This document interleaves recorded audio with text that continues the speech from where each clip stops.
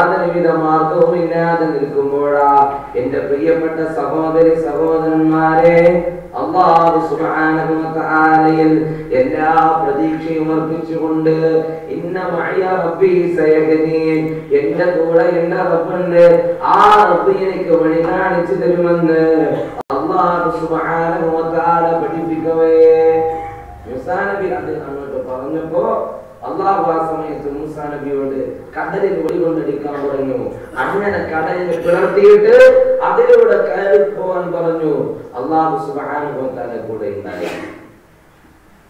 സഹോദരങ്ങളെ, എല്ലാ തീറ്റയും കുടിയും നിരോധിച്ച് ഏറ്റവും നല്ല ഉപരോധം മക്കയിൽ ഏർപ്പെടുത്തിയപ്പോ ഹബീബായ റസൂലുള്ളാഹി സ്വല്ലല്ലാഹു അലൈഹി വസല്ലമ തങ്ങളെ കൊല ചെയ്യണം, വകവരുത്തണം, മുഹമ്മദിന്റെ തലയെടുക്കണമെന്ന ഏറ്റവും നല്ല ഉദ്ദേശത്തോടെ ഒരുപാട് ശത്രുസൈന്യങ്ങൾ ഇറങ്ങിത്തിരിക്കുകയാണ്. ഒരുപാട് ശത്രുക്കൾ ഇറങ്ങിത്തിരിച്ചു. കൂട്ടത്തിൽ എന്റെ പ്രിയപ്പെട്ട സഹോദരങ്ങളെ എത്രയോ ആളുകളുണ്ട്. അബൂജഹലിന്റെ ആ വാക്കും കേട്ട് 100 ഇനാമൊട്ടകത്തെ സ്വീകരിക്കാൻ ഒരുപാട് ആളുകൾ വാളുമേന്തി കടന്നു വരികയാണ്. ഹബീബായ മുഹമ്മദ് മുസ്തഫ സല്ലല്ലാഹു അലൈഹി വസല്ലമ തങ്ങളുടെ തല വാളിന് ഇരയാക്കാൻ ആ സമയത്താണ് എന്റെ പ്രിയപ്പെട്ടവരെ ഹബീബായ റസൂലുള്ളാഹി തങ്ങളുടെ വീട്ടിൽ കിടന്നുറങ്ങുകയാണ്. അല്ലാഹുവിന്റെ റസൂൽ വീട്ടിൽ കിടക്കുമ്പോ പാതിരാത്രി റസൂലുള്ളാഹി തങ്ങളുടെ വീട് ശത്രു സൈന്യം വളയുകയാണ്. അവര് വളഞ്ഞു. രാവിലെ നേരം വെളുക്കുമ്പോ സുബഹിയോടടുത്ത സമയത്ത് തിരിച്ചു പോരുമ്പോ അല്ലാഹുവിന്റെ റസൂലിനെ വെട്ടണമെന്ന ആഗ്രഹത്തോടെ ഒരു വീട്ടിന്റെ മുറ്റത്ത് നിൽക്കുകയാണ്. അല്ലാഹു സുബ്ഹാനഹു വ തആല ഹിജറ കൽപ്പന കൊടുത്തു. ഹബീബായ റസൂലുള്ളാഹി സ്വല്ലല്ലാഹു അലൈഹി വസല്ലമ തങ്ങൾ ഹിജറക്ക് വേണ്ടി തയ്യാറെടുക്കുകയാണ്. അലിയാരെ തങ്ങളെ പുതപ്പിലേക്ക് മാറ്റിക്കിടത്തി റസൂലുള്ളാഹ് മെല്ലെ പുറത്തേക്ക് ഇറങ്ങി സൂറത്ത് യാസീനിലെ അല്പമായി ഓതിയിട്ട് ഒരു പിടിമണ്ണ് മാറിയിട്ട് ശത്രുക്കളുടെ മുന്നിലേക്ക് എറിയുകയാണ്. അവര് പൊടികെട്ടുന്നതിന്റെ ഇടയിൽ ഹബീബായ റസൂലുള്ളാഹി തങ്ങൾ കടന്നു പോവുകയാ. തന്റെ ഏറ്റവും വലിയ കൂട്ടുകാരനായ അബൂബക്കർ സിദ്ദീഖ് റളിയല്ലാഹു അൻഹുവിന്റെ ചാരത്തെത്തിയിട്ട് അബൂബക്കറെ മുഹമ്മദ് യാത്ര പോവുകയാണ്. അല്ലാഹുവിന്റെ വിളി വന്നിട്ടുണ്ട്. അല്ലാഹു പറഞ്ഞിട്ടുണ്ട്, അബൂബക്കറെ ഞാൻ കടന്നു പോവുകയാണെന്ന് പറയുമ്പോ ഹബീബായ റസൂലേ അങ്ങ് ഒറ്റക്ക് പോവുകയാണോ? അബൂബക്കറിനെ കൂട്ടാതെ പോവുകയാണോ? അബൂബക്കർ റളിയല്ലാഹുവിന്റെ മനസ്സിൽ ഇങ്ങനെ ചോദ്യങ്ങൾ കടന്നു വരികയാ. പക്ഷേ അങ്ങോട്ട് തുറന്നു ചോദിക്കാൻ ധൈര്യമില്ല. അബൂബക്കർ റളിയല്ലാഹു അൻഹു അല്ലാഹുവിന്റെ റസൂലിനോട് പറയുന്നു. അല്ലാഹുവിന്റെ റസൂലിനോട് പറയുകയാണ്, റസൂലേ അങ്ങ് ഒറ്റക്ക് പോകണ്ട നബിയേ. അങ്ങ് ഒറ്റക്ക് പോയി കഴിഞ്ഞാൽ നാളെ അങ്ങ് പോയ കാൽപ്പാട് നോക്കിയിട്ട് അവര് അങ്ങേ പിന്തുടരും. അതുകൊണ്ട് അങ്ങ് ഒറ്റക്ക് പോകണ്ട. അബൂബക്കർ റളിയല്ലാഹു അൻഹു കുനിഞ്ഞു നിന്നു. നബിയേ എന്റെ ശിരസിലേക്ക് കയറൂ നബിയേ, ഞാൻ അങ്ങയെ അങ്ങ് ദൂരെ കെട്ടിയിട്ടിരിക്കുന്ന എന്റെ കുതിരപ്പുറത്ത് കൊണ്ടുപോയി ഇരുത്താമെന്ന് പറഞ്ഞ് അല്ലാഹുവിന്റെ റസൂലിനെ എന്റെ പ്രിയപ്പെട്ട സഹോദരങ്ങളെ റസൂലുള്ളാഹി സ്വല്ലല്ലാഹു അലൈഹി വസല്ലമ തങ്ങളെ ചുമലിൽ കയറ്റിയിട്ട് അബൂബക്കർ റളിയല്ലാഹു അൻഹു ആടി ഉലഞ്ഞിട്ട് നടന്നു പോയി. ആർക്കും തിരിയാത്ത രൂപത്തിൽ അങ്ങോട്ടും ഇങ്ങോട്ടൊക്കെ കാലുകൾ വെച്ചിട്ട് എന്റെ പ്രിയപ്പെട്ട സഹോദരങ്ങളെ അല്ലാഹുവിന്റെ റസൂലിനെ കുതിരപ്പുറത്ത് കൊണ്ടുപോയിരുത്തി, ഒട്ടകപ്പുറത്ത് കൊണ്ടുപോയിരുത്തി. എന്റെ പ്രിയപ്പെട്ട സഹോദരിമാരെ, ആ സമയത്ത് സയ്യിദുന അബൂബക്കർ സിദ്ദീഖ് റളിയല്ലാഹു അൻഹു സഹിക്കാൻ പറ്റുന്നില്ല. ഹബീബായ റസൂലുള്ളാഹി തങ്ങൾ യാത്ര പോകുന്നത് കാണുമ്പോൾ ഏറ്റവും നല്ല കൂട്ടുകാരനാണ്, നിങ്ങളെ പോലെ ജീവിച്ച വ്യക്തിയായിരുന്നു അബൂബക്കർ സിദ്ദീഖ് റളിയല്ലാഹു അൻഹു. എന്നിട്ട് എന്റെ പ്രിയപ്പെട്ട സഹോദരിമാരെ, അബൂബക്കർ സിദ്ദീഖ് റളിയല്ലാഹു അൻഹു അല്ലാഹുവിന്റെ റസൂലിനോട് ഒരു യുക്തിയോടുകൂടി ഒരു പ്രത്യേകമായ ഐഡിയയിലൂടെ ചോദിച്ചു, നബിയേ അങ്ങയുടെ ഉറ്റ കൂട്ടുകാരൻ ഇവിടെ ഉണ്ടാകുമ്പോൾ അങ്ങ് അയാളെ തനിച്ചാക്കി പോവുകയാണോ നബിയേ? ആ ഉറ്റ കൂട്ടുകാരൻ ഇത് ചോദിക്കേണ്ടതാണ് അബൂബക്കർ സിദ്ദീഖ് റളിയല്ലാഹു അൻഹുവിനോട് പുറകിൽ കയറാൻ പറയുക.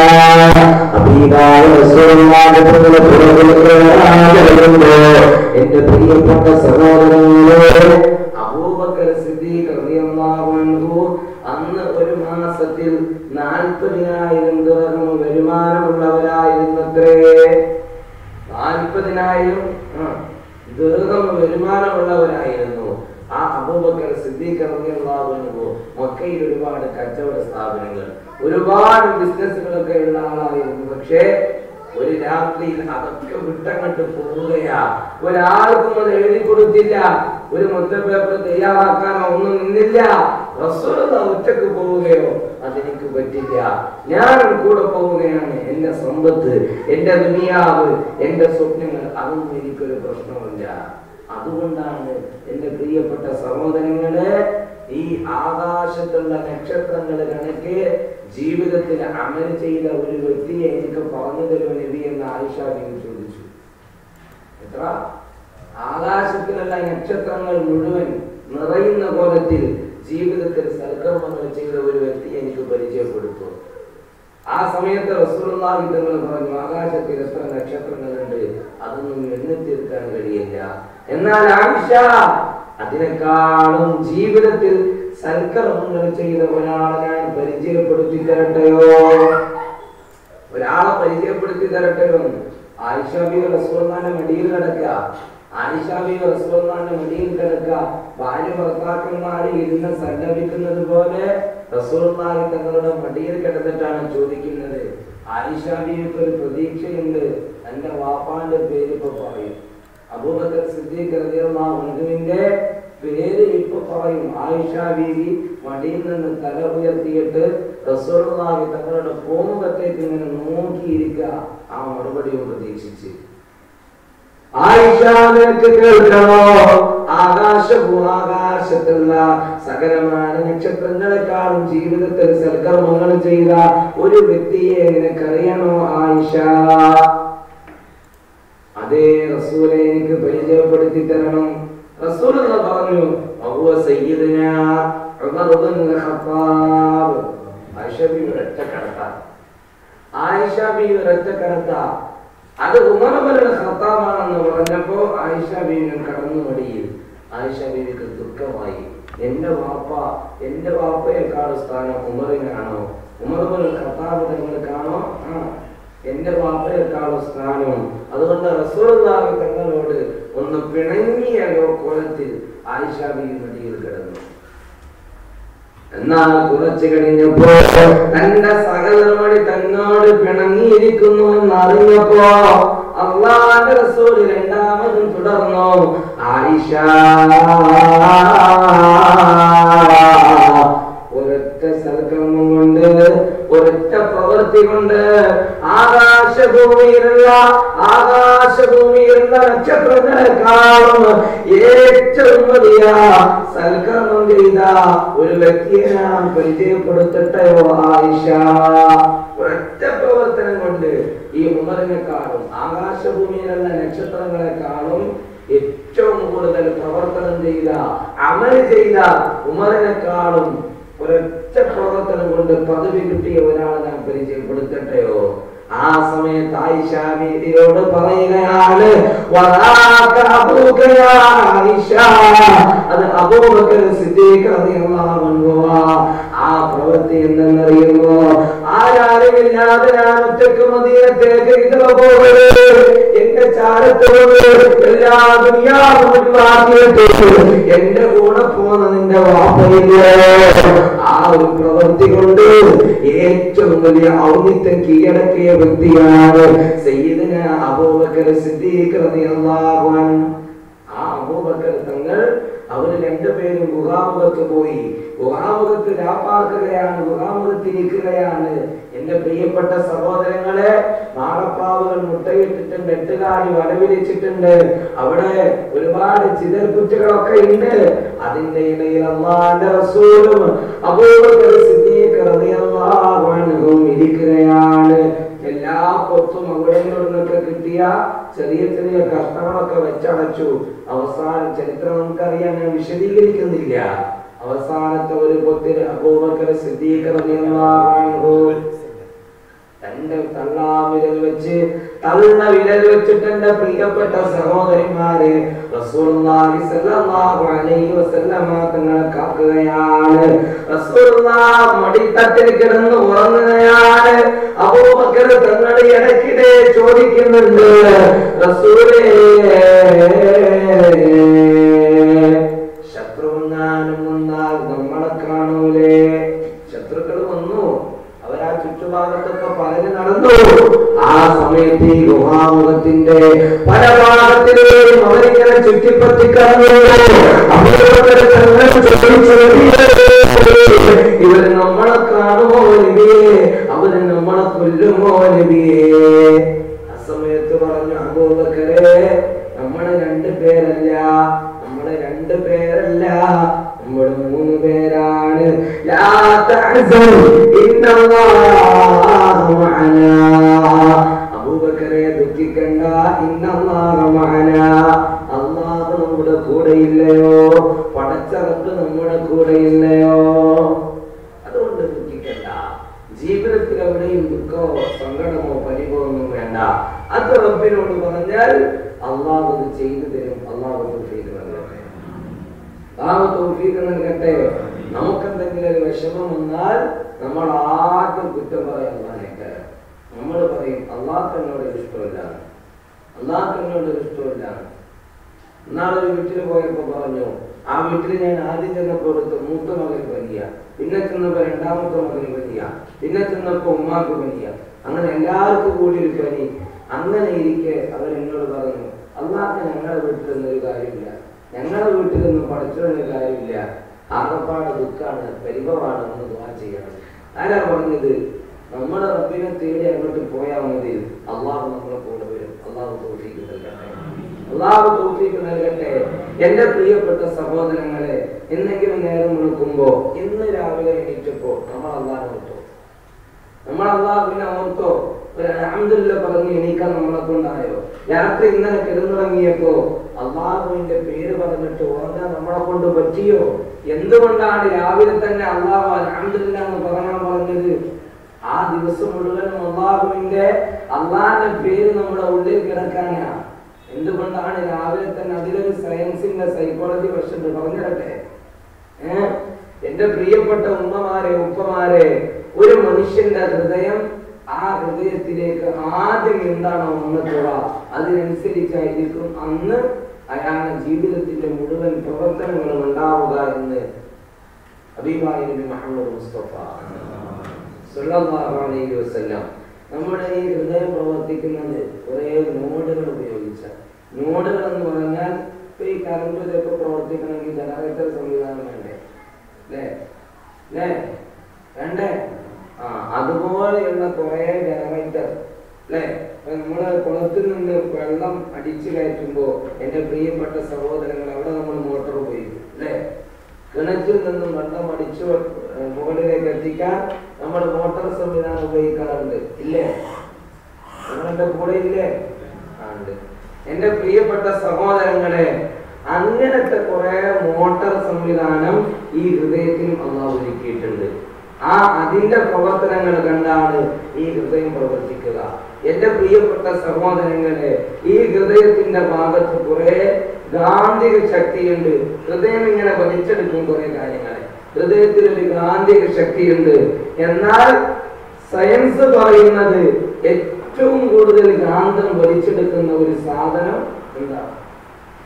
ഏറ്റവും കൂടുതൽ കാന്തം വലിച്ചെടുക്കുന്ന ഒരു സാധനം ഏതാണെന്നറിയോ? ഇരുമ്പിനേക്കാൾ വലിച്ചെടുക്കും. ഏത്? ശബ്ദ തരംഗം. ശബ്ദ തരംഗം. നമ്മൾ ഇടുന്ന ശബ്ദത്തിന്റെ തരംഗം അത് കാന്തം നന്നായി വലിച്ചെടുക്കുമെന്ന് ആര്?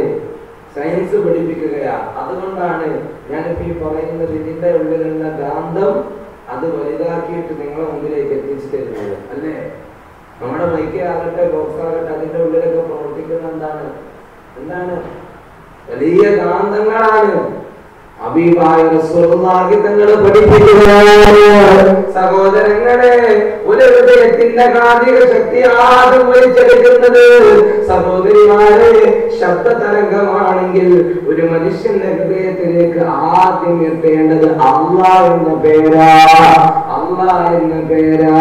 അതുകൊണ്ടാണ് ചെറിയ കുഞ്ഞ് ഭൂമിയിലേക്ക് വരുമ്പോ, ചെറിയ കുട്ടി ഭൂമിയിലേക്ക് വരുമ്പോ അല്ലാഹു പഠിപ്പിച്ചത് അവന്റെ വലത്തെ ചെവിയിൽ വാങ്ങും, ഇടത്തെ ചെവിയിൽ ഇഖാമത്തും കൊടുത്താൽ ലം യദുറഹു ഉമ്മുസ്ബിയാൻ, ലം യദുറഹു ഉമ്മുസ്ബിയാൻ, അപസ്മാരം ആ കുട്ടിക്ക് വന്നെത്തൂല.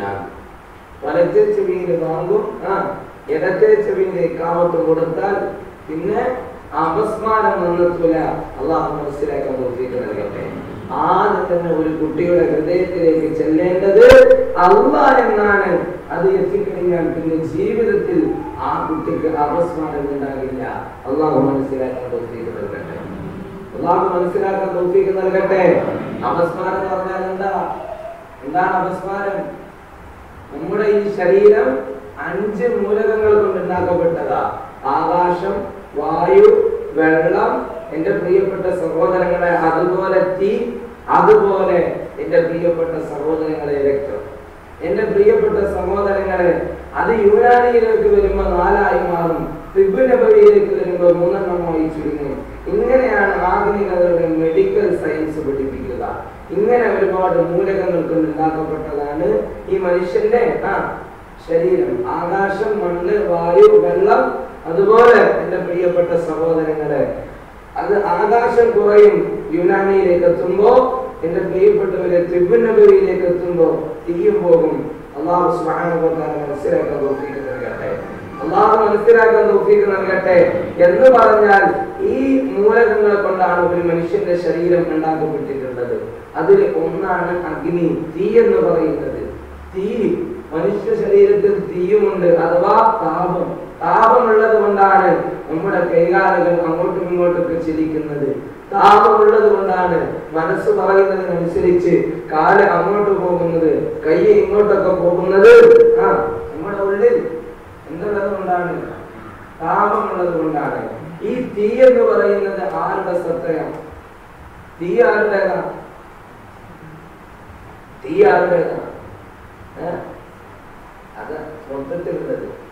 തീ ആരുടെ അടിസ്ഥാന സാധന? ആരാണ് തീ എന്ന് പഠിച്ചത്? ഇബ്ലീസ്. ഇബ്ലീസ് ശൈത്താനെയാണ് തീയിൽ നിന്ന് പഠിച്ചത്. എന്റെ പ്രിയപ്പെട്ട സഹോദരിമാരെ, ആ തീയുള്ള പിശാച് ഹൃദയത്തിലേക്ക് വന്നാൽ നമ്മുടെ ഹൃദയം ചൂട് പിടിക്കും. പിശാചിന്റെ ദുർവിനയ ചിന്തകൾ ഒരു മനുഷ്യന്റെ ഹൃദയത്തിലേക്ക് എത്തിയാൽ നമ്മുടെ ഹൃദയം ചൂട് പിടിക്കും. പിന്നെ ഹൃദയത്തിൽ നിന്ന് പമ്പ് ചെയ്യുന്ന രക്തങ്ങൾ അത് ചൂടുള്ള രക്തങ്ങളായി മാറുമത്രേ. അത് തലച്ചോറിലേക്ക് എത്തുമ്പോ തലച്ചോറ് ചൂട് പിടിക്കും. തലച്ചോറ് ചൂട് പിടിച്ചാൽ പിന്നെ മനുഷ്യന് സമനില തെറ്റിപ്പോകും. അതിനാണ് അപസ്മാരം എന്ന് പറയുക. അതിനാണ് അപസ്മാരം എന്ന് പറയുക. അല്ലാഹ് എന്ന പേര് ഒരാളെ ഹൃദയത്തിലേക്ക് എത്തിയാൽ പിന്നെ ആ ഹൃദയത്തിലേക്ക് ആര് വരൂല? പിശാച് കടന്നു വരില്ല. അതുകൊണ്ടാണ് അല്ലാഹു സുബ്ഹാനഹു വ തആല ഓരോ ദിവസവും രാത്രി മരിപ്പിക്കുമ്പോ പിറ്റത്തെ ദിവസം രാവിലെ അല്ലാഹു പുനർജീവിപ്പിക്കുമ്പോ അല്ലാഹ് എന്ന പേര് പറഞ്ഞിട്ട് എണീക്കാൻ പറയുന്നത്. അല്ലാഹു മനസ്സിലാക്കാൻ പറ്റിയിട്ടുണ്ട്. നമ്മൾ പറയാറുണ്ടോ? അല്ലാഹു നിലനിർത്തി തരട്ടെ. പലപ്പോഴും നമ്മൾ മറന്നു പോവുക. അല്ലാഹു കാക്കട്ടെ. അങ്ങനെ അല്ലാഹ് എന്ന പേര് പറഞ്ഞ് ഒരാൾ സുബഹിയൊക്കെ നിസ്കരിച്ച് കുറച്ച് ഖുർആനൊക്കെ ഓതിക്കഴിഞ്ഞാൽ പിന്നെ അന്നത്തെ ജീവിതത്തിൽ അയാൾക്ക് ബർക്കത്ത് മാത്രമേ ഉണ്ടാവുള്ളൂ. അല്ലാഹു തൗഫീഖ് നൽകട്ടെ. അല്ലാഹു മനസ്സിലാക്കാൻ തൗഫീഖ് നൽകട്ടെ. അതുകൊണ്ട് ഏത് ദുഃഖങ്ങൾ വരുമ്പോഴും, ഏത് പരിഭവങ്ങൾ വരുമ്പോഴും, ഏത് പ്രതിസന്ധികൾ വരുമ്പോഴും അല്ലാഹു സുബ്ഹാനഹു വ തആല നമ്മുടെ കൂടെ കൂട്ടണം. അല്ലാഹുവിനെ കൂടെ കൂട്ടണം. അല്ലാഹ് എന്ന ബോധമില്ലാത്തത് കൊണ്ടാണ് എന്റെ പ്രിയപ്പെട്ടവരെ നമുക്ക് ഇടങ്ങേറുകളും രോഗങ്ങളും ഒക്കെ വരുന്നത്. അല്ലാഹനെ നമ്മൾ മറക്കുമ്പോഴാണ് അല്ലാഹു നമുക്ക് രോഗങ്ങൾ തരിക, അല്ലാഹു ആപത്തുകൾ കൊണ്ടുതരിക.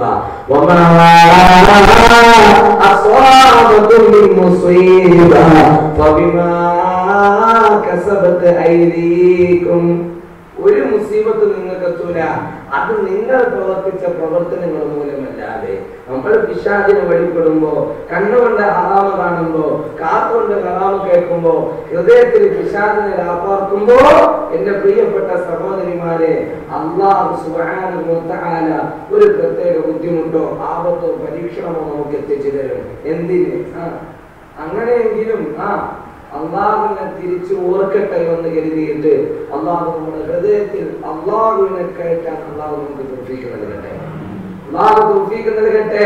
ഈ റമദാൻ കൊണ്ടുള്ള പ്രധാന ലക്ഷ്യം തന്നെ അതാണ്. എന്തിനാണ് അള്ളാഹു ഭക്ഷണം കുറച്ചത്? എന്തിനാണ് അള്ളാഹു ഭക്ഷണം കുറച്ചത്? ഭക്ഷണം തീയൊന്നും ഉണ്ടാക്കില്ലല്ലേ? തീ കൊണ്ടല്ലേ ഭക്ഷണങ്ങൾ ഉണ്ടാക്കാറുള്ളത് അല്ലേ? ആ തീ കൊണ്ടുണ്ടാക്കുന്ന ഭക്ഷണം വല്ലാണ്ട് ശരീരത്തിലെത്തിയാൽ പിശാചിന്റേതാണ് ചൂട്. എന്റെ പ്രിയപ്പെട്ട സഹോദരങ്ങളെ, അതും എന്താകുന്നുണ്ട്? ആ ചൂട് മനുഷ്യന്റെ ശരീരത്തിലേക്ക് എത്തുകയാണ്. അതുകൊണ്ടാണ് അല്ലാഹുവിന്റെ റസൂൽ സല്ലല്ലാഹു അലൈഹി വസല്ലം തങ്ങൾ ഭക്ഷണം കുറച്ചാക്കാൻ പറഞ്ഞത്. അമിതമായി ഭക്ഷണം കഴിക്കരുത്. അല്ലാഹു മനസ്സിലാക്കാൻ നോക്കിയാൽ നമുക്ക് മഗ്‌രിബ് ബാങ്ക് കൊടുത്താൽ 3 വക്ത് നമ്മൾ ഖളാ വിട്ടാണ്. 3 വക്ത് നമ്മൾ ഖളാ വിട്ടാണ്. അല്ലാഹു നല്ല ബോധം തരട്ടെ. അല്ലാഹു നല്ല ബോധം തരട്ടെ. അതുകൊണ്ട് ഈ റമദാനിൽ പടച്ചു നമ്പുരാനെ മനസ്സിലാക്കണം. അല്ലാഹു സ്വീകരിക്കട്ടെ. ബഹുമാനപ്പെട്ട യൂനുസ് നബി അലൈഹി സ്വലാത്തു വസ്സലാം മഹാനവറുകളുടെ പ്രിയപ്പെട്ട സഹോദരങ്ങളെ, ആ കപ്പലിൽ നിന്ന് ആളുകൾ തന്റെ സമൂഹത്തെ ഒരുപാട് കാലം ഇസ്ലാമിക പ്രബോധനം നടത്തി ആളുകളെ ദീനിലേക്ക് ക്ഷണിച്ചു. പക്ഷേ ആരും കടന്നു വന്നില്ല. അവസാനം അല്ലാഹുവിന്റെ കൽപ്പന കിട്ടുന്നതിന്റെ മുമ്പ് തന്റെ സമൂഹത്തോട് തെറ്റിപ്പിരിഞ്ഞ് തന്റെ സമൂഹത്തെ എല്ലാ ശാപവാക്കുകളും പറഞ്ഞ് യൂനുസ് നബി അലൈഹി സ്വലാത്തു വസ്സലാം വേറെ ഒരു നാട്ടിലേക്ക് പോവുകയാണ്. അവരോട് തെറ്റിയിട്ട് അങ്ങനെ കപ്പലിൽ കയറി പോകുമ്പോ കപ്പലിൽ ചെറിയ ഒരു സ്വാരസ്യം വന്ന് ഒരാളെ പുറത്താക്കണമെന്ന് തീരുമാനത്തിലെത്തി. അങ്ങനെ നറുക്കെടുപ്പ് നടന്നപ്പോ 3 തവണയും പേര് വീണത് യൂനുസ് നബിയുടെ പേരാ. 3 തവണയും മഹാനവറുകളുടെ പേരാണ് വീണത്. അങ്ങനെ എന്റെ പ്രിയപ്പെട്ട സഹോദരങ്ങളെ, 3ാമത്തെ നറുക്ക് വീണപ്പോ യൂനുസ് നബി കടലിലേക്ക് എടുത്തു ചാടി. ഉടനെ ഒരു മത്സ്യം വന്ന് യൂനുസ് നബി എവിടുന്നതാ? ഒരു മത്സ്യം വന്ന് യൂനുസ് നബി അലൈഹി സ്വലാത്തു വസ്സലാമിനെ വിഴുങ്ങി. എന്റെ പ്രിയപ്പെട്ട സഹോദരങ്ങളെ, ആരും രക്ഷിക്കാനില്ല. എങ്ങനെ പുറത്തേക്ക് എത്തും? മത്സ്യത്തിന്റെ വയറ്റിൽ കടന്ന് ഒരുപാട് വിഷമിച്ചു, ഒരുപാട് ദുഃഖിച്ചു, എല്ലാ മാർഗങ്ങളും നോക്കി. അവസാനം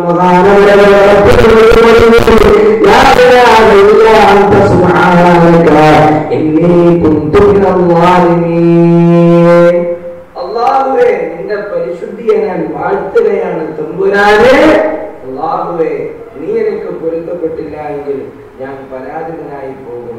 അതുകൊണ്ട് അല്ലാഹുവേ, ഞാൻ ചെറിയ ദുൽമ ചെയ്തു. അല്ലാഹുവേ, നീ എനിക്ക് പൊരുത്തപ്പെട്ടു തരണേ തമ്പുരാനെ. വേഗം അല്ലാഹുവിലേക്ക് മടങ്ങി മത്സ്യം കരയിൽ കൊണ്ടുപോയി ഛർദിച്ചു, വെളിയിലേക്ക് എത്തിച്ചു. അല്ലാഹു മനസ്സിലാക്കാൻ തൗഫീഖ് നൽകട്ടെ. അല്ലാഹു മനസ്സിലാക്കാൻ തൗഫീഖ് നൽകട്ടെ. ഇനി വരാനിരിക്കുന്നത് ബദറാണ്. എന്താണ് ബദർ? എന്താണ് ബദർ? ധർമ്മത്തിന്റെയും സത്യത്തിന്റെയും പോരാട്ടമാണ് ബദർ. ആ ബദറിൽ എന്റെ പ്രിയപ്പെട്ട സഹോദരങ്ങളെ, അല്ലാഹ് എന്ന് റബ്ബിനെ കൂടെ കൂട്ടിയത് കൊണ്ടാണ് മുസ്ലിമീങ്ങൾ വിജയിച്ചത്. 3 ഇരട്ടിയോളം വരുന്ന സൈന്യം, 3 ഇരട്ടിയോളം വരുന്ന ശത്രുക്കളുമായി 313 സ്വഹാബത്ത് യുദ്ധത്തിന് പോയപ്പോ അവരുടെ കൈകൾ കുതിരകളില്ല, ഒട്ടകങ്ങളില്ല, അവരുടെ കൈകളിൽ ഭക്ഷണമില്ല. ആകെ 3 ആളുകൾക്ക് ഒരു വാഹനം. എന്റെ പ്രിയപ്പെട്ടവരെ, വാളില്ല, ആയുധങ്ങളില്ല. സഹോദരിമാരെ, തുച്ഛം ഭക്ഷണവും തുച്ഛം ആയുധവും എല്ലാം വളരെ ലഘുവാ. അവസാനം എന്റെ പ്രിയപ്പെട്ട സഹോദരിമാരെ, ഒരാളുടെ കയ്യിൽ ഒരു കാലൊക്കെ ഉണ്ടെങ്കിൽ ആ കാലൊക്കെ കൊണ്ട് 7 ആളുകൾ വിഷപ്പടക്കിയിരുന്നു. അത്രേ. അല്ലാഹ് നമ്മളൊക്കെ എത്രത്തോളം വലിയ സുഖങ്ങളിലാണ് ആസ്വദിക്കണം. റബ്ബിനെ കൂടെ കൂട്ടിയിട്ട് ആലോചിക്കണം. എന്റെ പ്രിയപ്പെട്ട സഹോദരിമാരെ, അല്ലാഹു നമുക്ക് കഴിഞ്ഞേകിയ അനുഗ്രഹങ്ങളൊന്ന് നോക്കണം. അസ്ഹാബുൽ ബദരീങ്ങൾ അവര് യുദ്ധത്തിന് പോകുമ്പോ കഴിക്കാൻ നമ്മളെ പോലെ ഒരുപാട് ഭക്ഷണങ്ങളൊന്നും അവരുടെ കയ്യിലില്ല. 7 ആളുകൾക്ക് ഒരു കാലക്കയാണത്രേ. മുഫസ്സിരീങ്ങൾ വളരെ വിശദമായിട്ട് ആ സംഭവം ഇങ്ങനെ പറയാ. എന്തറിയോ, ഒരാൾ ഒരു കാലക്കയുടെ ചീലെടുത്ത് വായിലേക്ക് വെക്കും. വായിലേക്ക് വെക്കുമ്പോ അതിന്റെ വായിലെ ഉമനീര് ആ കാലക്കയിൽ തട്ടുമ്പോ ഒരു പ്രത്യേക രുചി വരും. എന്നിട്ട് കാലൊക്കെ പുറത്തെടുത്തിട്ട് വെള്ളം കുടിച്ചിട്ട് അയാളെ വിശപ്പ് മാറ്റിയിട്ട് ആ കാലക്കയുടെ ചീട് അടുത്ത ആൾക്ക് കൊടുക്കും. അയാളും ഇതുപോലെ ചെയ്ത് അടുത്ത ആൾക്ക് കൊടുക്കും. അങ്ങനെ 7 ആളുകൾ ഒരു കാലക്കയുടെ ചീട് കൊണ്ട് വിശപ്പടക്കിയിരുന്നുണ്ട്. ഹബീബായ നബി മുഹമ്മദ് മുസ്തഫ, ഹബീബായ നബി മുഹമ്മദ് മുസ്തഫ. അങ്ങനെ നമുക്ക് നിസ്കരിക്കാൻ കഴിയും. അങ്ങനെ ഒരു കാലക്കയുടെ ചീട് മാത്രം എടുത്തിട്ട് നമ്മളോട് അല്ലാഹു മുഖ്റസറത്ത് നിസ്കരിക്കാൻ പറഞ്ഞാൽ നമ്മൾ നിസ്കരിക്കോ? എന്റെ പ്രിയപ്പെട്ടവരെ, ആ സ്വഹാബത്തിനോട് അല്ലാഹു പറഞ്ഞത് യുദ്ധത്തിന് പോകാനാ. എല്ലാം ഒഴിച്ചു വെച്ച് അവര് കടന്നുപോയി. എന്റെ പ്രിയപ്പെട്ട സഹോദരങ്ങളെ, ബദറിന്റെ രണാങ്കളത്തിലെത്തിയപ്പോ ചുറ്റുഭാഗത്തുമുള്ള കിണറൊക്കെ അബൂജഹൽ പിടിച്ചു വെച്ചിരിക്കുകയാണ്. ഇവരുടെ കയ്യിലൊന്നുമില്ല, ആരുടെ കയ്യിലും വെള്ളമില്ല. അല്ലാഹുവിന്റെ റസൂൽ റബ്ബിനോട് ദുആ ചെയ്തു, അല്ലാഹുവേ സമൃദ്ധമായ മഴ നൽകണമേ. അങ്ങനെ മഴ പെയ്തപ്പോ എന്റെ പ്രിയപ്പെട്ട സഹോദരങ്ങളെ, മഴ പെയ്തപ്പോ ശത്രുക്കൾക്ക് അത് പിടിച്ചില്ല. ശത്രുക്കൾക്ക് ഒന്നുകൂടി ശത്രുത കൂടി. മഴ പെയ്തപ്പോ ഒരാള് കടന്നു വരികയാണ്. ആരാണ് യുദ്ധം ചെയ്യാനുള്ളത്? ധൈര്യമുള്ളവൻ ഇറങ്ങി വാടാ, നിന്നെയൊക്കെ നിലപരിശാക്കാൻ നിങ്ങൾ ഒരുപാട് ആളുകളുണ്ടെന്ന് പറഞ്ഞു. ആദ്യം ഓടി വന്നപ്പോ അല്ലാഹുവിന്റെ റസൂൽ ഹംസത്തുൽ ഖർറാർ റളിയല്ലാഹു അൻഹുവിനോട് കടന്നു ചെല്ലാൻ പറയുക. ഹംസത്തുൽ ഖർറാർ റളിയല്ലാഹു അൻഹു കടന്നു പോയിട്ട് പറയുകയാണ്, ഇസ്ലാമിനെ തകർക്കാൻ നീയൊന്നും വലിപ്പം വെച്ചിട്ടില്ല, നിനക്കതാവില്ല. ഇസ്ലാം മഹത്തകരമാണ്.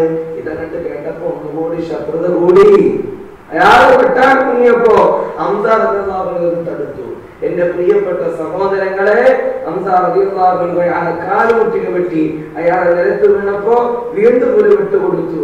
അയാളെ നിലപരിശാക്കി. ഇത് കണ്ടിട്ട് 3 ആളുകൾ ഇറങ്ങി വന്നു. ശൈബത്തും ഉത്തുബത്തും വലീദും, ഈ 3 പേരും ഇറങ്ങി വരികയാ. ഈ 3 പേരും ഇറങ്ങി വരികയാണ്. ഹബീബായ റസൂലുള്ളാഹി തങ്ങളെ അൻസ്വാരികളായ അബൂ ഉബൈദത്തുൽ ജറാഹ് റളിയല്ലാഹു അൻഹു, മുഹമ്മദ് ഇബ്നു ഹാരിസ് റളിയല്ലാഹു അൻഹു, ഔഫ് ഇബ്നു ഹാരിസ് റളിയല്ലാഹു അൻഹു, ഈ 3 പേരെയും അല്ലാഹുവിന്റെ റസൂൽ പോർക്കളത്തിലേക്ക് അയക്കുകയാണ്.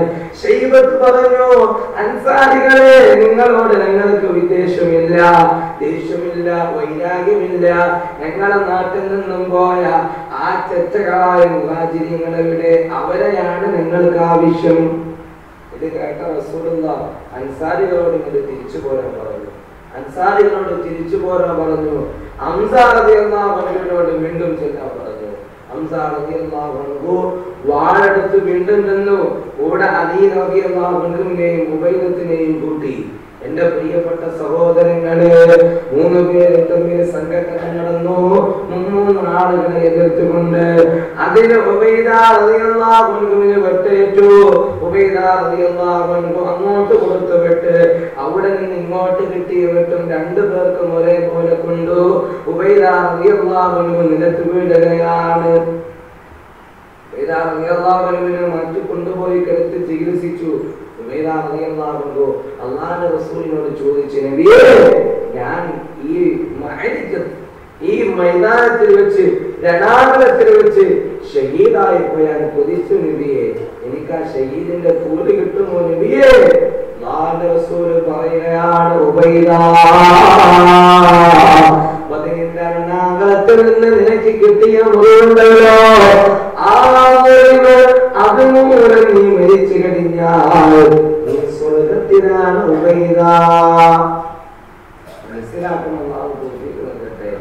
എന്റെ പ്രിയപ്പെട്ട സഹോദരങ്ങളെ, കഴിക്കാൻ ഭക്ഷണമില്ല, പാനീയമില്ല, ജീവിതത്തിൽ ഒന്നുമില്ലാത്ത സമയത്ത് വയറ് ഒറ്റിയിട്ടാൽ അല്ലാഹുവിന്റെ റസൂലിന്റെ സ്വഹാബത്ത് കടന്നു പോകുന്നത്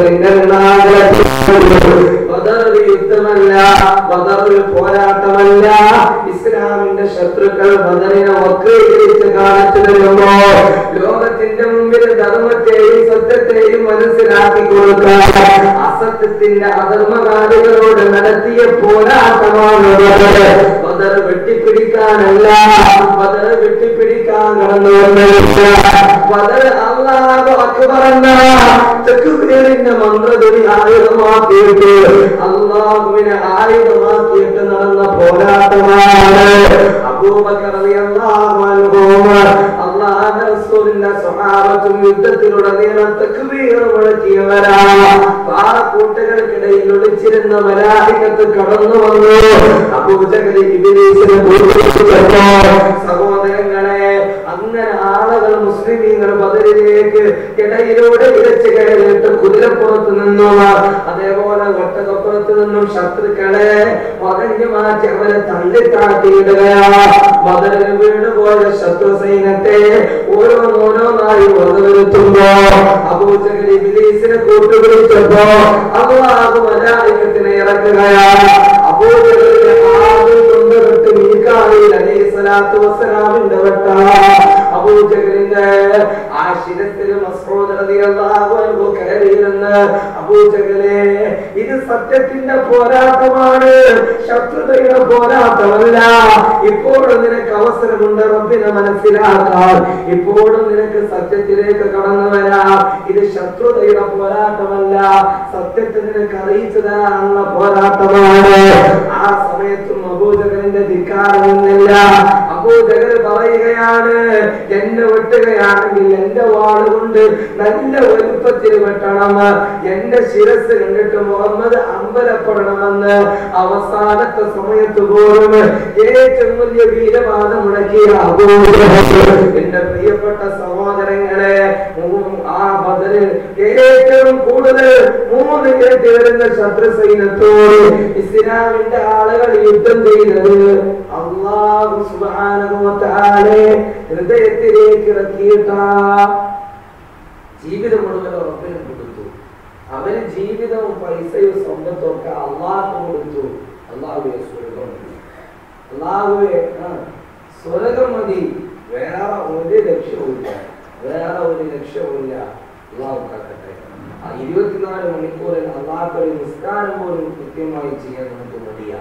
2 പേജ് ഖുർആൻ മതിയാൽ അൽഹംദുലില്ലാഹ് ഇന്നും ഒരുപാട് ഉദ്യോഗങ്ങളൊക്കെ ചെയ്യാം. 2 പേജ് ഖുർആൻ മതിയാൽ ഒരു ജുസ്തു ഖുർആൻ ഓതുമ്പോഴേക്ക് ഒരു 3 വട്ടെങ്കിലും നമ്മൾ തോക്കിലേക്ക് നോക്കും, ഒരു 3 വട്ടം നമ്മൾ വാച്ചിലേക്ക് നോക്കും, അല്ലേ ഇല്ലേ? വേറെ എല്ലാത്തിനും നമുക്ക് സമയമുണ്ട്.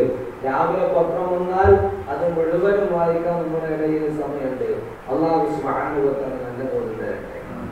ആമീൻ. അല്ലാഹു നല്ല ബോധം തരട്ടെ.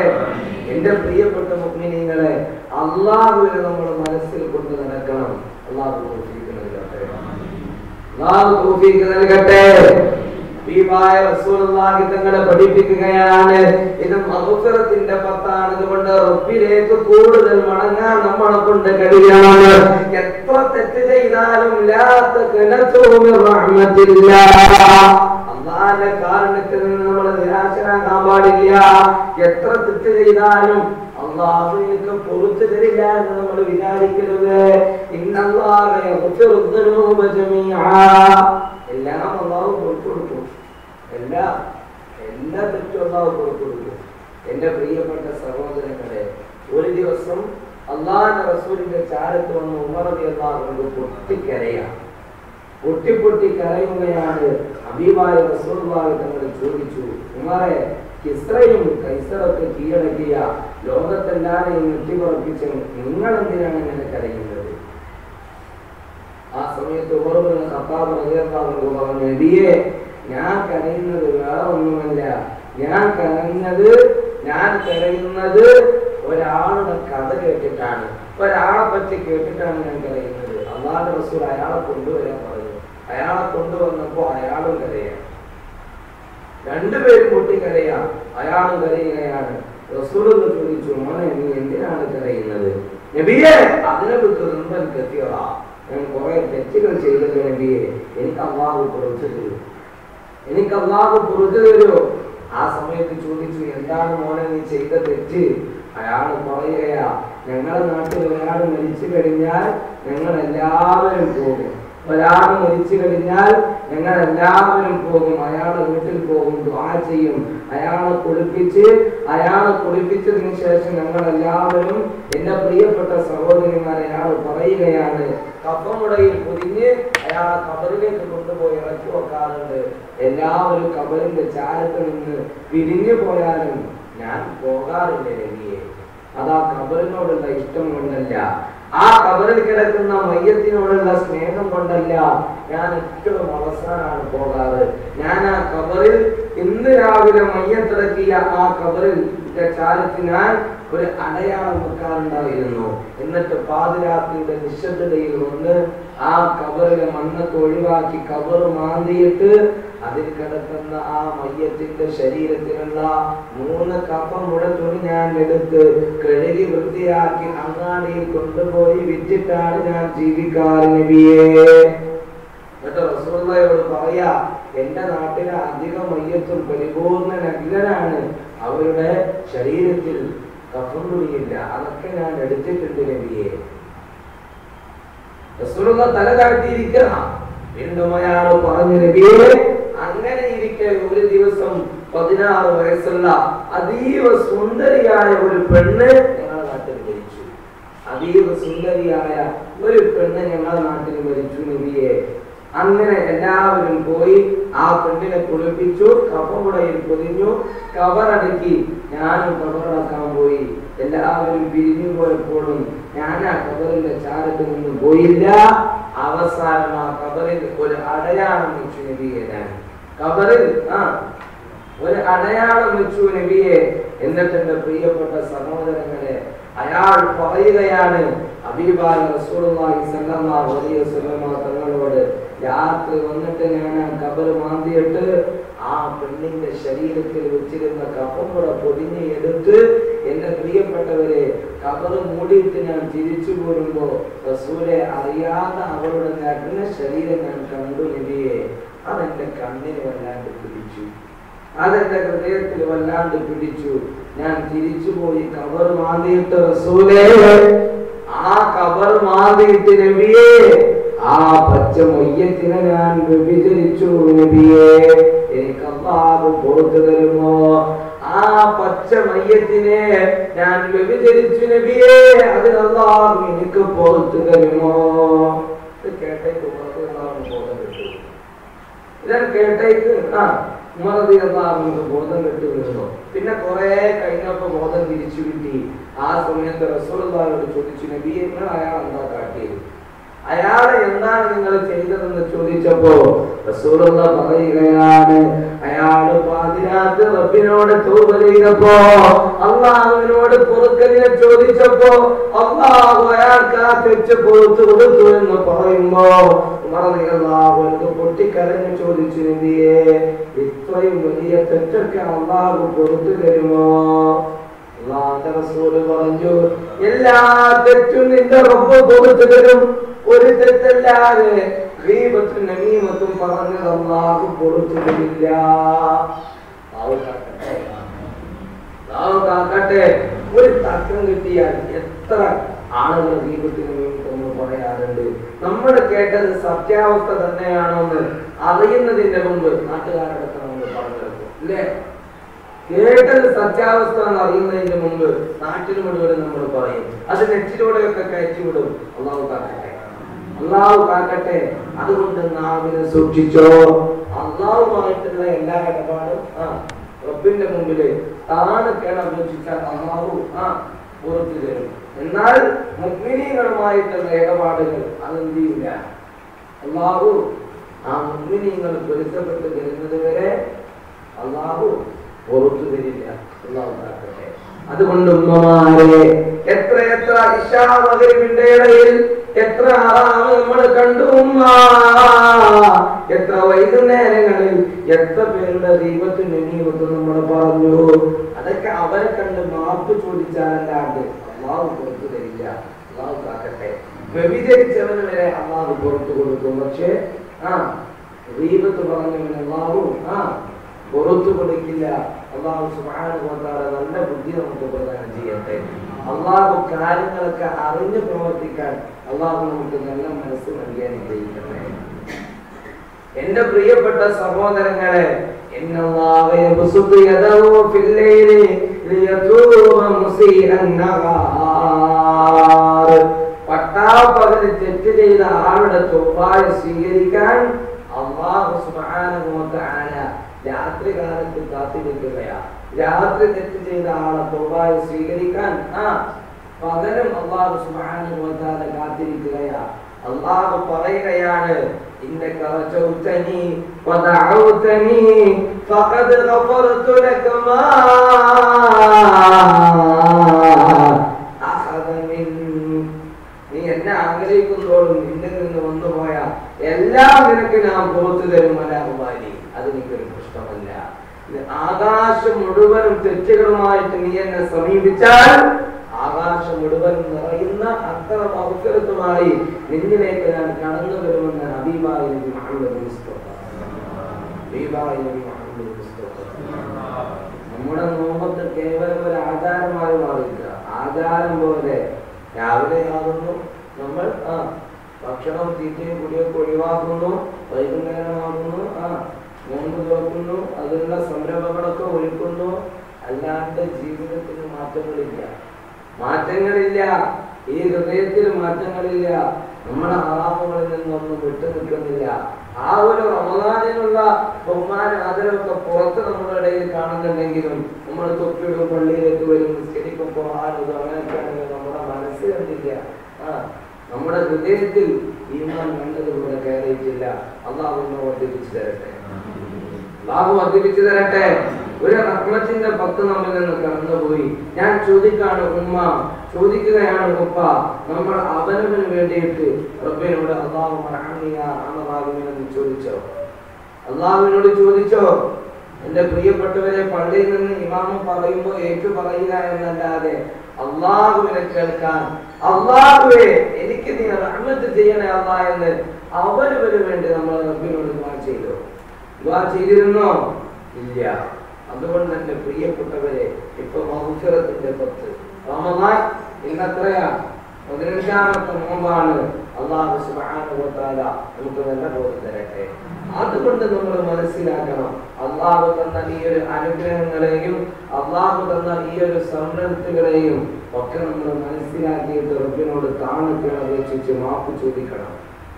കാരണം ഈ റമദാൻ കഴിഞ്ഞിട്ട് നമ്മുടെ തെറ്റുകളൊന്നും അല്ലാഹു കൊടുത്തിട്ടില്ല എങ്കിൽ, അല്ലാഹു നമ്മുടെ പാപങ്ങളൊന്നും ഈ റമദാൻ കഴിഞ്ഞിട്ട് പുറത്തിട്ടില്ല എങ്കിൽ, എന്റെ പ്രിയപ്പെട്ട സഹോദരങ്ങളെ, നമ്മുടെ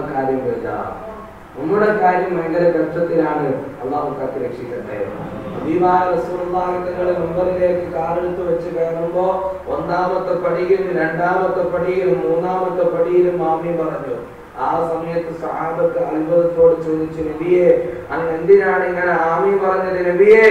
എന്റെ പ്രിയപ്പെട്ട സഹോദരങ്ങളെ, അതിൽ റസൂലുള്ളാഹി പറയുകയാണ്, ജിബ്രീലിന്റെ ചാരത്ത് വന്ന് 3 ദുആ ചെയ്തു. ആ ദുആയ്ക്ക് ഇജാബത്തായി അങ്ങനെ ആമീൻ പറഞ്ഞതാണ് നബിയെ ഞാനെന്ന് അല്ലാഹുവിന്റെ റസൂൽ പറയുകയാണ്. എന്റെ പ്രിയപ്പെട്ട സഹോദരങ്ങളെ, അതിലൊരു ദുആ എന്താണെന്നറിയോ? ഒരാൾക്ക് റമദാൻ മാസം കിട്ടിയിട്ട് റമദാൻ അയാളുടെ ജീവിതത്തിൽ നിന്ന് വിട പറഞ്ഞു പോയാൽ, റമദാൻ കഴിഞ്ഞു പോയിട്ട് അയാളുടെ ജീവിതത്തിലെ തെറ്റുകളൊന്നും പൊറുത്തിട്ടില്ല എങ്കിൽ അല്ലാഹുവിന്റെ ശാപം അയാളിൽ ഉണ്ടാകട്ടെ. റസൂലുള്ളാഹി ആമീൻ പറഞ്ഞു. ആ ദുആ ഇപ്പോഴും ഉണ്ട്. അല്ലാഹു കാക്കട്ടെ. അഥവാ അടുത്ത റമദാന്റെ മുമ്പ് നമ്മൾ മരിച്ചാലോ ആ ഒരു ശാപവുമായി ഖബറിലേക്ക് പോകണ്ടേ? അള്ളാഹുവിന്റെ ശാപം കിട്ടിയിട്ട് ഖബറിൽ പോയിട്ട് വേണ്ട കാര്യമുണ്ടോ? അല്ലാഹു കാത്ത് രക്ഷിക്കട്ടെ. അതുകൊണ്ട് ചെല്ല് മുഅ്മിനീങ്ങളെ, മുഅ്മിനാത്തുകളെ, അവന് വേണ്ടി റബ്ബിനോട് ദുആ ചെയ്യ്. അഷ്ഹദു അല്ലാ ഇലാഹ ഇല്ലല്ലാഹ് അസ്തഗ്ഫിറുല്ലാഹ് വഅസ്അലുകൽ ജന്നത വഅഊദു ബിക മിനൻ നാർ. അഷ്ഹദു അല്ലാ ഇലാഹ ഇല്ലല്ലാഹ് അഷ്ഹദു അല്ലാ ഇലാഹ ഇല്ലല്ലാഹ്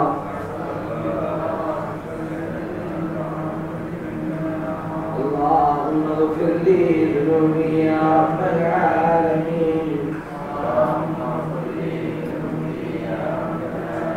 اللهم اغفر لي ذنوبي يا رب العالمين അല്ലാഹുവോട് നന്നായിട്ട് പാപമോചനം നടത്തി അല്ലാഹു സ്വീകരിക്കട്ടെ. അല്ലാഹു തൗഫീഖ് നൽകട്ടെ. എന്റെ പ്രിയപ്പെട്ട സഹോദരങ്ങളെ, അല്ലാഹു നമ്മുടെ കൂടെ എല്ലാ സമയത്തും ഉണ്ട്. നമ്മൾ ഒരിക്കലും അല്ലാഹുവിനെ നമ്മൾ അങ്ങോട്ട് എത്തിപ്പെട്ടാൽ മതി. അല്ലാഹു തൗഫീഖ് നൽകട്ടെ. ആദ്യം നമ്മൾ റബ്ബിനെ പറ്റി മനസ്സിലാക്കണം. എന്താണ് അല്ലാഹ്, ആരാണ് അല്ലാഹ് എന്ന് നമ്മുടെ ഹൃദയത്തിൽ കൊത്തിവെക്കണം. അല്ലാഹു തൗഫീഖ് നൽകട്ടെ. എന്റെ ഉമ്മമാരെ, എന്ത് മുസീബത്തും റബ്ബിനോട് പറഞ്ഞാൽ അത് അല്ലാഹു സുബ്ഹാനഹു വ തആല അതെല്ലാം അല്ലാഹു പരിഹരിച്ചു തരും. നമ്മളൊക്കെ എന്തെങ്കിലുമൊക്കെ ബുദ്ധിമുട്ട് വരുമ്പോൾ മാത്രമേ റബ്ബിനെ അറിയൂ. സന്തോഷത്തിന്റെ സമയത്ത് അൽഹംദുലില്ലാഹ് പറയാൻ നമ്മളെ കൊണ്ട് പറ്റില്ല. നേരെ മറിച്ച് ആപത്തുകൾ മുസീബത്ത് വരുമ്പോൾ അല്ലാഹുവേ വല്ലാത്ത ഇടങ്ങേറിലാണ്, നീ കഴിച്ചിലാക്കണം എന്ന് പറയുക എന്നല്ലാതെ ഒരു സന്തോഷം വരുമ്പോ, ഒരു വലിയ അനുഗ്രഹം വരുമ്പോ, അല്ലാഹു വാരിക്കോരി സമ്പത്ത് തരുമ്പോ അല്ലാഹുക്ക് ശുക്ർ ചെയ്തിട്ടൊരു നല്ല പൈസ സ്വതക്ക് കൊടുക്കാൻ നമ്മളെ കൊണ്ടാവില്ല. അല്ലാഹു നമുക്ക് നല്ല ബോധം തരട്ടെ. അല്ലാഹു നല്ല ബോധം തരട്ടെ. അൽ ജന്നത്തു മുസ്താഖുൻ ഇലാ അർബഅത്തി നഫർ. 4 കൂട്ടം ആളുകളിലേക്ക് സ്വർഗ്ഗം ആഗ്രഹിക്കുമത്രേ. നമ്മളൊക്കെ സ്വർഗ്ഗത്തെ ആഗ്രഹിക്കുന്നവരാണ്. അല്ലാഹുവേ സ്വർഗ്ഗം വേണമെന്ന് നമ്മളൊക്കെ റബ്ബിനോട് ചോദിക്കുന്നവരാ. പക്ഷേ സ്വർഗ്ഗം അല്ലാഹുവേ ഈ 4 ആളുകളെ എനിക്ക് തരണമെന്ന് സ്വർഗ്ഗം ചോദിക്കുന്ന 4 വിഭാഗമുണ്ട്.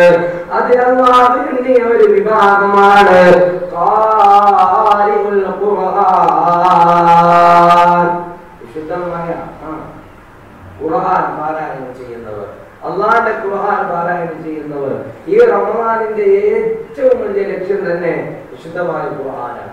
അല്ലാഹുവിലേക്ക് അടുക്കാൻ, അല്ലാഹുവിലേക്ക് മടങ്ങാൻ, റബ്ബിനെ കൂടുതൽ മനസ്സിലാക്കാൻ ഏറ്റവും നല്ല മാർഗം എന്റെ പ്രിയപ്പെട്ട സഹോദരങ്ങളെ വിശുദ്ധമായ ഖുർആനാണ്. അതുകൊണ്ടാണ് റമദാനിൽ നോമ്പനുഷ്ഠിക്കാൻ പറഞ്ഞ ആയത്തിന്റെ തൊട്ട് ശേഷം അല്ലാഹു പറയുകയാണ്, ഈ റമദാനിനെ പറ്റി നിങ്ങൾ എന്താ മനസ്സിലാക്കിയത്? അല്ലദീ ഉൻസില ഫീഹിൽ ഖുർആൻ. റമദാൻ ഖുർആൻ അവതീർണമായ മാസമാണ്. ജീവിതത്തിൽ തഖ്വ വേണോ? മുത്തഖീങ്ങളുടെ ഹിദായത്ത്, മുത്തഖീങ്ങൾക്കുള്ള സന്മാർഗം, അവരുടെ ജീവിതവും അവരുടെ നാവും അവരുടെ വചനങ്ങളും അവരുടെ സ്വഭാവങ്ങളും ഒക്കെ ഖുർആനാ. ദാലികൽ കിതാബു ലാ റൈബ ഫീഹി. ഖുർആനിൽ നിങ്ങൾക്ക് ഒരു സംശയം വേണ്ട. ഹുദൽ മുത്തഖീൻ, മുത്തഖീങ്ങളുടെ സന്മാർഗം വിശുദ്ധമായ ഖുർആനാ. നാം മനസ്സിലാക്കാൻ തൗഫീഖ് നൽകട്ടെ. മുത്തഖീങ്ങളുടെ സന്മാർഗം വിശുദ്ധമായ ഖുർആനാണ്. അത് നമ്മൾ ആഴത്തിൽ മനസ്സിലാക്കണം. അല്ലാഹു സ്വീകരിക്കട്ടെ. അല്ലാഹു നമുക്ക് നല്ല ബോധം നൽകി അനുഗ്രഹിക്കട്ടെ. അതുകൊണ്ട് ഒരു ഖത്മെങ്കിലും റമദാനിലെ തീർക്ക്. ഉമ്മമാരെ, നമ്മളൊക്കെ കഴിഞ്ഞ റമദാൻ കഴിഞ്ഞിട്ട് ഇപ്പോഴാ ഖുർആൻ കാണുന്നത്. ഇനിയിപ്പോ അടുത്ത റമദാൻ വരെ ഖുർആൻ കാണില്ല. അല്ലാഹു നല്ല ബോധം തരട്ടെ. അല്ലാഹു നല്ല ബോധം തരട്ടെ.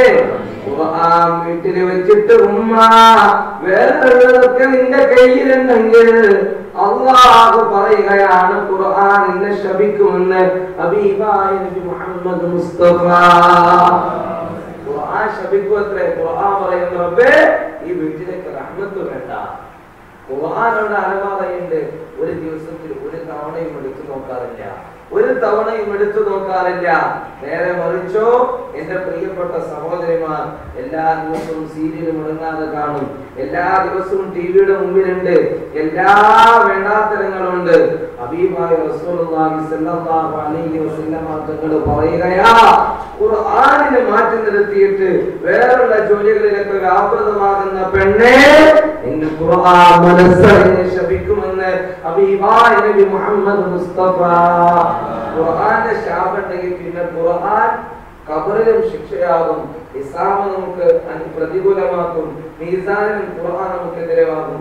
എന്റെ പ്രിയപ്പെട്ടവരെ, നരകം ഖുർആനിനെ നമുക്ക് വാങ്ങി തരും. അല്ലാഹു കാക്കട്ടെ, അല്ലാഹു കാത്തുരക്ഷിക്കട്ടെ.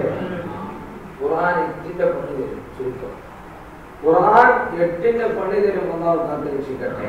നേരെ മറിച്ചോ അല്ലാഹുവിന്റെ വിശുദ്ധമായ ഖുർആൻ ഒരാൾ പാരായണം ചെയ്തു കഴിഞ്ഞാൽ സഹോദരങ്ങളെ, നാളെ അസ്റായീൽ റൂഹ് പിടിക്കാൻ വരുമ്പോ ഖുർആൻ നമ്മുടെ ചാരത്ത് വന്ന് അസ്റായീലിനോട്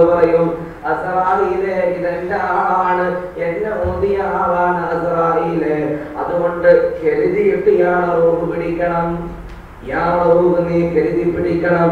നാളെ ഖബറിലേക്ക് നമ്മളെ കൊണ്ടുപോയി ഇറക്കി വെച്ചാൽ എല്ലാവരും പിരിഞ്ഞു പോയി മുൻകർ നക്കീർ നമ്മളോട് ചോദ്യം ചോദിക്കാൻ വരുമ്പോ ഖുർആൻ പറയുമത്രേ, ഇയാളോട് ചോദ്യമൊന്നും വേണ്ട, ഇതാ എന്റെ ആളാണ്, സ്വർഗത്തിന്റെ അവകാശിയാണ്, ഇയാളോട് ചോദ്യം ചോദിക്കേണ്ട കാര്യമൊന്നുമില്ല. നമ്മുടെ ഈ ശരീരം മണ്ണ് തിന്നില്ല, ഉടുക്കൽ തിന്നില്ല, ഖബറിലെ പാപങ്ങൾക്ക് വേണ്ട. സഹോദരങ്ങളെ, മഹ്ശറയിൽ ഒരുമിച്ച് കൂടുമ്പോ ഹിസാബിനെ ഖുർആൻ നമുക്ക് എളുപ്പമാക്കി തരും. മീസാനിലെ ഹസനാത്തിന്റെ തട്ടിൽ ഖുർആൻ വന്നിരിക്കും. സഹോദരങ്ങളെ, സിറാത്ത് പാലത്തിലൂടെ നമ്മുടെ കൈപിടിച്ച് ഖുർആൻ നമ്മളെ കടത്തി കൊണ്ടുപോകും. അല്ലാഹു അവസാനം നമുക്ക് വിധിച്ചത് നരകമാണെങ്കിൽ റബ്ബിന്റെ മുമ്പിൽ ഖുർആൻ നമുക്ക് വേണ്ടി ചോദിക്കും, അല്ലാഹ് ഇയാളെ നരകത്തിലേക്ക് വിടാൻ ഞാൻ സമ്മതിക്കില്ല, ഇയാളെ നരകത്തിലേക്ക് വിടാൻ ഞാൻ സമ്മതിക്കില്ല, ഇയാള് എന്നെ പാരായണം ചെയ്തവനാ, ഇയാളെ ഹൃദയത്തിൽ ഞാൻ ഉണ്ടായിരുന്നു റബ്ബേ, അതുകൊണ്ട് ഇയാളെ നരകത്തിലേക്ക് വിടാൻ ഞാൻ സമ്മതിക്കില്ല. നാളെ സ്വർഗത്തിലെത്തിയാലും ഈ ഭൂമിയിൽ നിന്ന് ഖുർആൻ ഓതിയ ആളുകളോട് അല്ലാഹു വിശുദ്ധമായ ഖുർആൻ പാരായണം ചെയ്യാൻ പറയുമത്രേ. ഓദിക്കോ, ഈ സ്വർഗത്തിലും ഓദിക്കോ.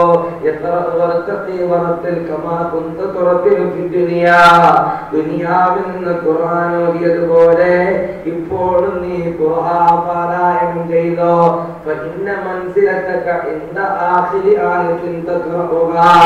കാരണം നാളെ സുവർലോക സ്വർഗത്തിൽ അല്ലാഹു നിനക്ക് ഒരുക്കി വെച്ചിരിക്കുന്ന പദവി, ആ സ്വർഗത്തിലെ നീ ഓതുന്ന ആയത്തിന്റെ അവസാനത്തെ പദവിക്കനുസരിച്ചായിരിക്കുമെന്ന് ഹബീബായ നബി മുഹമ്മദ് മുസ്തഫ. സ്വർഗത്തിന് പ്രത്യേകിച്ച് പദവിയില്ല, സ്വർഗത്തിന് പദവിയില്ല. അവിടെയും അല്ലാഹു ഖുർആൻ ഓതാൻ പറയും. എന്നിട്ട് നമ്മൾ ഓതുന്നതിനനുസരിച്ച് പദവി ഇങ്ങനെ കൂടും. ഏത് ആയത്താണ് അവസാനം വെച്ച് നിർത്തിയത്, അവിടെ ആയിരിക്കും നമ്മുടെ പദവി നിലനിൽക്കുക. അല്ലാഹു മനസ്സിലാക്കാൻ തോന്നിയിരുന്നല്ലേ. നേരെ മറിച്ച് സ്വർഗത്തിലെ പദവി കൂട്ടാൻ സ്വർഗത്തിൽ പോയി നിസ്കരിക്കാൻ പറ്റില്ല, അവിടെ സക്കാത്തില്ല, അവിടെ നോമ്പില്ല. ഇതൊക്കെ ചെയ്താൽ അവിടെ ഒരു പദവി കിട്ടിയാൽ ആ പദവിയുമായി അവിടെ ജീവിക്കേണ്ടി വരും. അള്ളാന്റെ ഖുർആൻ ജീവിതത്തിലുണ്ടെങ്കിൽ അത് ദുനിയാവ് കിട്ടും, ആഖിറവും കിട്ടും. അല്ലാഹു മനസ്സിലാക്കാൻ തോന്നിയിരിക്കുന്നില്ല. എല്ലാ ദിവസവും ഖുർആൻ ഓതിയിട്ട് കച്ചവടം തുടങ്ങി നോക്ക്, അതിൽ ബർക്കത്തേ ഉണ്ടാവുള്ളൂ. ഒരു ദിവസം സുബഹി ഖളാ ആക്കി ജീവിതത്തിൽ അള്ളാഹനെ മറന്നിട്ട് കടന്നുപോയി കച്ചവടം തുടങ്ങി, ആ കച്ചവടത്തിൽ നിനക്ക് ലാഭം പോയിട്ട് നഷ്ട കച്ചവടമായി മാറും. അള്ളാഹു കാത്തുരക്ഷിക്കട്ടെ, അള്ളാഹു കാത്തുരക്ഷിക്കട്ടെ. അതുകൊണ്ട് ഇനിയും 15 ദിവസം ബാക്കിയുണ്ട്, 15 ദിവസം ബാക്കിയുണ്ട്. ഒരു ദിവസം 2 ജുസ് റബ്ബിന്റെ മുമ്പിൽ ഓതിയാൽ ഒരു ഖത്മ നമുക്ക് തീർക്കാം. അള്ളാഹു തൗഫീഖ് നൽകട്ടെ, അള്ളാഹു തൗഫീഖ് നൽകട്ടെ, അല്ലാഹു തൗഫീഖ് നൽകി അനുഗ്രഹിക്കുമാറാകട്ടെ. അതുകൊണ്ട് വിശുദ്ധമായ റമദാനാണ്, വിശുദ്ധമായ നോമ്പാണ്. ഏറ്റവും നല്ല മുത്തഖീങ്ങളായി ജീവിക്കാൻ നമ്മൾ തയ്യാറാകണം. അല്ലാഹു സുബ്ഹാനഹു വ തആല നമുക്ക് തൗഫീഖ് നൽകി അനുഗ്രഹിക്കുമാറാകട്ടെ. നാളെ സുബലോക സ്വർഗത്തിന്റെ തേനരുവികളും സുബലോക സ്വർഗത്തിന്റെ പാൽപ്പുഴകളും എല്ലാ മുത്തഖീങ്ങൾക്കുള്ളതാണ്. എല്ലാ സമയത്തും റബ്ബ് എന്റെ കൂടെ അല്ലാഹു എന്റെ കൂടെ ഉണ്ടെന്നുള്ള ആ മുത്തഖീങ്ങൾക്ക് ഒരുക്കി വെച്ചതാണ് സ്വർഗം. ഒരാളെ ജീവിതത്തിൽ തഖ്വയുണ്ടായാൽ ഈ ഭൂമിയിൽ 2 പ്രതിഫലം അയാൾക്ക് ലഭിക്കും. അല്ലാഹുവിനെ കൂടെ കൂട്ടിയാൽ എന്റെ കൂടെ റബ്ബുണ്ട് എന്ന് കരുതി അല്ലാഹുമായി എപ്പോഴും അല്ലാഹ് എന്ന ഒരു ചിന്ത മനസ്സിലുള്ള ആളുകൾക്ക് ഈ ദുനിയാവിൽ 2 കൂലി അല്ലാഹു തരും. ഒന്നാമത്തേത് എല്ലാ ഇടങ്ങളിൽ നിന്നും അയാൾ അല്ലാഹു രക്ഷപ്പെടും. എന്ത് ബുദ്ധിമുട്ടുണ്ടെങ്കിലും അതിൽ നിന്നൊക്കെ രക്ഷപ്പെടാൻ ഒരു വഴി അല്ലാഹു കാണിച്ചു തരും. എത്ര കടന്നെങ്കിലും അത് വിട്ടാൻ അല്ലാഹു മാർഗം കാണിച്ചു തരും. എന്റെ പ്രിയപ്പെട്ടവരെ, വീടുണ്ടാക്കാൻ തുടങ്ങി, പൈസയില്ല, പക്ഷെ എങ്ങനെയെങ്കിലും അല്ലാഹു ഉണ്ടാക്കി തരും. അതുപോലെ ജോലിയില്ല, അല്ലാഹു നമുക്ക് ജോലി തരപ്പെടുത്തി തരും. എന്ത് ഇടനിലയിൽ പെട്ടാലും എന്തെങ്കിലും ഒരു രോഗം വന്നു, വല്ലാത്ത ബുദ്ധിമുട്ടുള്ള രോഗമാ, ഹോസ്പിറ്റലിൽ ചെന്നു, അത് വേണം, ഇത് വേണം, മറ്റത് വേണം, ഒരുപാട് ചികിത്സാ മുറകൾ, അതിൽ നിന്നൊക്കെ നിന്നൊക്കെ അള്ളാഹു രക്ഷപ്പെടുത്തും. അള്ളാഹു നിനക്ക് ഒരു വഴി ഒരുക്കി തരുമെന്ന് അള്ളാഹു സുബ്ഹാനഹു വ തആല പഠിപ്പിക്കുകയാണ്. രണ്ടാമത്തേത് നീ വിചാരിക്കാത്ത അത്ര അല്ലാഹു സുബ്ഹാനഹു വ തആല ഒരുപാട് റിസ്കിൽ വിശാലത നൽകി അനുഗ്രഹിക്കുമെന്ന് ഹബീബായ നബി മുഹമ്മദ് മുസ്തഫ. വയർസുഖു മിൻ ഗൈരി ലാ യഹ്തസിബ്, കണക്കില്ലാതെ അല്ലാഹു നിനക്ക് റിസ്കിനെ വർദ്ധിപ്പിച്ചു തരുമെന്ന് അല്ലാഹുവിന്റെ വിശുദ്ധ ഖുർആൻ. മനസ്സിലാക്കണം. അല്ലാഹു തൗഫീഖ് നൽകട്ടെ. അല്ലാഹു തൗഫീഖ് നൽകട്ടെ. ഉമ്മമാരെ, മുഅ്മിനാത്തുകളെ, ആമീൻ പറഞ്ഞു. ഈ ദുനിയാവിൽ അല്ലാഹുവിനെ കൂടെ കൂട്ടിയാൽ റബ്ബ് എന്റെ കൂടെയുണ്ട്, വിശുദ്ധമായ ഖുർആൻ നമ്മുടെ ജീവിതത്തിൽ ഉണ്ടെങ്കിൽ നമ്മൾ പിന്നെ ഒരു വിഷയത്തിനും ദുഃഖം വേണ്ട, ഒരു വിഷയത്തിന് നമുക്കൊരു പരിഭവം വേണ്ട. നന്മ കിട്ടിയാൽ അത് എന്റെ റബ്ബ് എനിക്ക് തന്നു, അൽഹംദുലില്ലാഹ്. ആപത്തും മുസീബത്തും രോഗമൊക്കെ വന്നാൽ അല്ലാഹു തരാതിരിക്കട്ടെ. അഥവാ വന്നാൽ അത് എന്റെ റബ്ബ് എനിക്ക് തന്നതാണ്, അത് മാറ്റാൻ അല്ലാഹുവിനെ കൊണ്ട് കഴിയും. അതിന്റെ പേരിൽ ക്ഷമിച്ചു കഴിഞ്ഞാൽ അതിനും കൂലിയാണ്. ഇന്നമാ യുവഫസ്സാബിറൂന അജ്റഹും ബിഗൈരി ഹിസാബ്. ക്ഷമിക്കുന്ന ആളുകൾക്ക് അല്ലാഹു എണ്ണമറ്റ പ്രതിഫലം കൊടുക്കും. അല്ലാഹു മനസ്സിലാക്കാൻ ഉദ്ദേശിക്കുന്നത് ക്ഷമിക്കുന്ന ആളുകൾക്ക് എണ്ണമറ്റ പ്രതിഫലം, കണക്കില്ലാത്ത പ്രതിഫലം അല്ലാഹു നൽകുമെന്ന് ഹബീബായ നബി മുഹമ്മദ് മുസ്തഫ. കണക്കില്ലാത്ത പ്രതിഫലം അല്ലാഹു തൗഫീഖ് നൽകട്ടെ. അല്ലാഹു തൗഫീഖ് നൽകട്ടെ. ആമീൻ പറ മനുഷ്യന്മാരെ, അല്ലാഹു തൗഫീഖ് നൽകട്ടെ. കണക്കില്ലാത്ത കൂലി ക്ഷമിക്കുന്ന ആളുകൾക്ക് അല്ലാഹു പ്രദാനം ചെയ്യും. അതുകൊണ്ടാണ് റസൂലുള്ളാഹി പറഞ്ഞത്, അജബൻ ലി അംരിൽ മുഅ്മിൻ ഇൻ അസാബതുഹു സറാ ഫകാന ഖൈറൻ ലഹു വഇൻ അസാബതുഹു ശർറാ ഫസബറ ഫകാന ഖൈറൻ ലഹു. എൻ്റെ പ്രിയപ്പെട്ടവരെ, ഒരു മുഅ്മിനിന്റെ കാര്യം മുഴുവനും അത്ഭുതമാണ്. ഇൻ അസാബതുഹു ദറാ, ആ മുഅ്മിനിന് ബുദ്ധിമുട്ട് വന്നാൽ ഫസബറ, അതിന്റെ പേരിൽ അവൻ ക്ഷമിക്കുകയും ചെയ്താൽ എൻ്റെ പ്രിയപ്പെട്ടവരെ ഫകാന ഖൈറൻ ലഹു, ആ ക്ഷമിച്ചതുകൊണ്ട് അവനിക്കത് ഖൈറായി മാറി. വഇൻ അസാബതുഹു സറാ, ഇനി വല്ല സന്തോഷവും വന്നാൽ ഫശകറ, അങ്ങനെ റബ്ബിനെ സ്തുതിക്കുകയും ചെയ്താൽ ഫകാന ഖൈറൻ ലഹു. അതാ മുഅ്മിനിനെ സംബന്ധിച്ചിടത്തോളം